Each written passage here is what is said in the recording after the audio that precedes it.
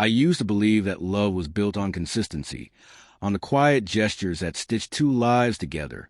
Every morning, I brewed her coffee the way she liked it. 1 spoon of sugar, no cream. Every evening, I waited at the dinner table, asking about her day, listening even when my own had been long. I thought that's what a good husband did. He showed up every single day. For years, that rhythm felt enough. We weren't perfect, but we were steady. Our home was filled with soft laughter, late-night talks, and plans that stretched far into the future. But somewhere along the line, the laughter began to fade. Conversations turned shorter, colder. She stopped looking at me the same way. Her eyes, once full of warmth, now carried a distant, distracted glint, as if her mind was elsewhere. I told myself it was stress, or maybe routine. Every marriage has seasons, I thought. But deep down, I could feel something shifting, something silent, invisible, yet heavy. She began to stay out later, offering vague explanations wrapped in tired smiles. Her perfume lingered long after she'd gone, but her presence no longer felt real. I didn't want to believe it. That love could decay so quietly, without a single fight or tear. Yet the space between us grew wider, colder, and filled with unanswered questions. I tried to bridge it with affection, with patience, with understanding, but every effort only seemed to push her further away. Looking back now, I realized the cruelest part wasn't the distance. It was a silence, the kind that wraps around your heart and whispers that something precious is dying, even when you're still pretending it's alive. It began so subtly that I almost missed it. A missed kiss before leaving for work. A cold shoulder when I reached out to hold her hand on the couch. At first, I brushed aside. Everyone has bad days, I told myself. Maybe she was just tired. Maybe something at work was weighing her down. But deep inside, something felt off. She started spending more time on her phone, the screen lighting up her face late into the night. I'd ask who she was texting, and she'd smile faintly and say, "Just work stuff." That answer used to satisfy me, until it stopped doing so. Her laughter, once soft and genuine, became rare. The house that once echoed with warmth now felt like a museum, everything in its place, yet lifeless. One Friday evening, I suggested we go out for dinner, just the two of us. It had been weeks since we'd done anything together. She sighed, eyes still on her phone, and said, "I'm too tired. Maybe another time." That another time never came. I began to notice small things, details that screamed louder than words. She changed her perfume, started wearing makeup more often, even when she said she was just running errands. Her laughter returned, but not at home. I could hear it when she talked on the phone in another room, soft, flirty, like it used to be with me.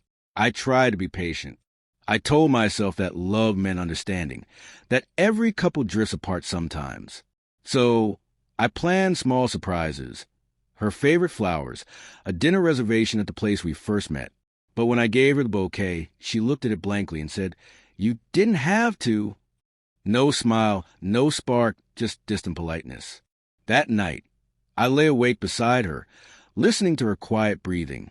She was inches away, yet I'd never felt lonelier. I wanted to ask her what went wrong, to beg her to talk to me, but I was afraid of what she might say. Sometimes silence feels safer than the truth. I remember staring at the ceiling, wondering when my marriage had turned into a guessing game. Was it something I said? Something I didn't do? Or was I just not enough anymore? It happened on a quiet Sunday evening, the kind of evening that used to feel peaceful. The smell of rain lingered outside, and the sound of her phone buzzing had become part of the background noise. She sat on the couch, scrolling through messages, smiling faintly at the screen. I stood by the window, pretending to read a book, but my eyes never moved past the same sentence. After a while, I asked softly, "Who keeps texting you so late?" She looked up, her expression instantly changing. That faint smile vanished, replaced by annoyance. "Why do you always have to ask that?" she said sharply. "I'm just curious," I replied, trying to sound calm. "You seem distracted lately." Her sigh was long and heavy, the kind that carries years of unspoken frustration. She put the phone down and looked at me as if I were a stranger sitting in her living room. You don't get it, do you? She said. I frowned. Get what? She hesitated for a moment, then spoke the words that still echo in my mind like a cruel melody. You're too available. It's unattractive. For a second, I didn't understand. The words felt absurd, hollow, a language I didn't speak. I stared at her, waiting for a smile, a laugh, some sign that she was joking. But her expression remained cold, detached. Too available? I repeated quietly. I'm your husband. Am I supposed to be unavailable to you? She shrugged. You're just always there, always asking, always trying. It's suffocating. There's no mystery anymore. I felt something inside me crumble.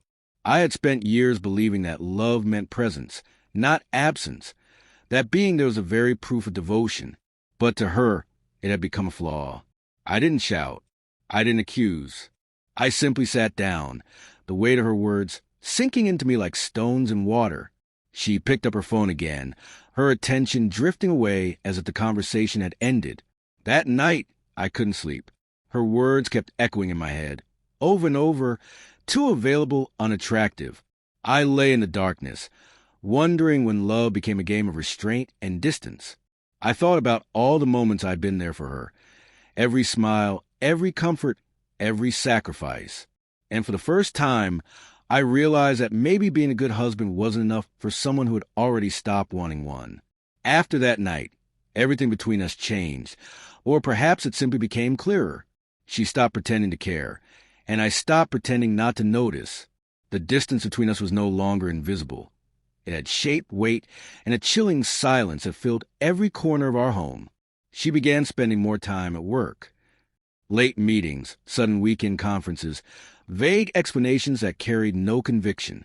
I wanted to believe her, I really did, but the heart has a way of recognizing when it's being lied to. The truth was hiding in plain sight, in her sudden need for privacy, in her locked phone, in the perfume that wasn't hers lingering on her clothes. One evening, she said she'd be staying late again. Something inside me, that quiet, trembling intuition we try so hard to silence, refused to let it go this time. Hours passed. Her meeting ended long ago, yet she hadn't come home. I sat in the car outside her office, rain tapping against the windshield, my hands trembling on the steering wheel. When her car finally appeared, she wasn't alone. A man from her office sat in the passenger seat, laughing, his hand brushing hers as they parked a few meters away. They didn't see me. I watched as she smiled, that same soft, radiant smile that had vanished from our home months ago. In that moment, time seemed to stop. My chest felt hollow, as if the air had been sucked out of the world. I wanted to look away, to pretend it wasn't real. But there she was, the woman I'd built my life around, offering her laughter, her warmth, her attention to someone else. When she finally came home that night, I was sitting in the living room, the lights dimmed. She froze when she saw me, her expression flickering between surprise and guilt. You're home early, she said quietly. I didn't shout. I didn't accuse. I simply said, I saw you. Her silence was my confirmation. After a long pause, she whispered, It's not what you think. But her eyes told the truth, tired, guilty, unsteady. When she finally confessed, she spoke as if it were inevitable. You changed, she said. You stopped being exciting. Everything just became routine. I listened, numb. The betrayal didn't hurt as much as her reasoning did. I had mistaken loyalty for love, consistency for safety, but she saw it as boredom. That night, when she went to bed in the guest room, I sat alone in the dark, realizing the cruelest truth of all. Sometimes love doesn't die because of hatred. It dies because someone decides peace is too quiet. The morning after her confession, the house felt different, hollow, stripped of meaning. The air itself seemed heavier, as if every breath carried the weight of something broken beyond repair. She moved quietly through the rooms, avoiding my eyes, her guilt hanging between us like smoke. I sat at the kitchen table, staring at the mug of untouched coffee, realizing that I no longer recognized the life around me. There were no more tears left to shed.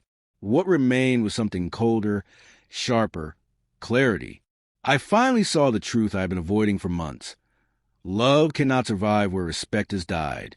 I didn't shout, beg, or demand explanations. The time for questions had passed. Instead, I began to reclaim the parts of myself I had lost trying to hold on to her.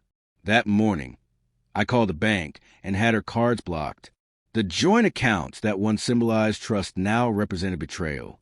I moved my clothes into a suitcase, folded with calm precision, not anger.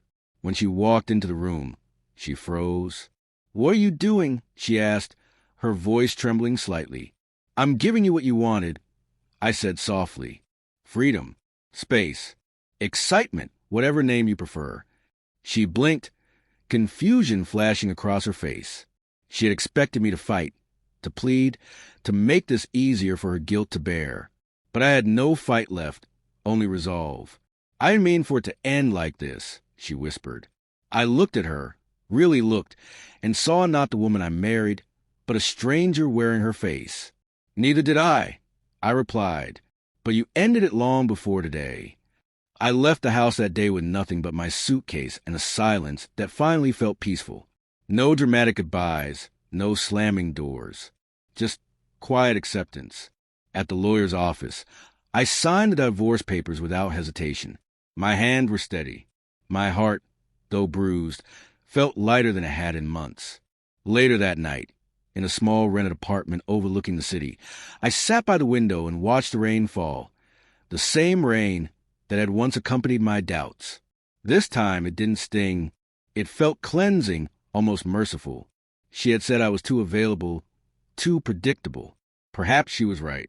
But as I sat there in silence, I realized something profound. Maybe being available to someone who never valued it was the real mistake. For the first time in a long while, I felt free. The first few weeks after I left felt strangely hollow, like walking through a world that had lost its color. The apartment was small and half empty, the walls bare, the silence deafening. For the first time in years, there was no one waiting for me, no sound of keys at the door, no perfume lingering in the air. It was both painful and liberating.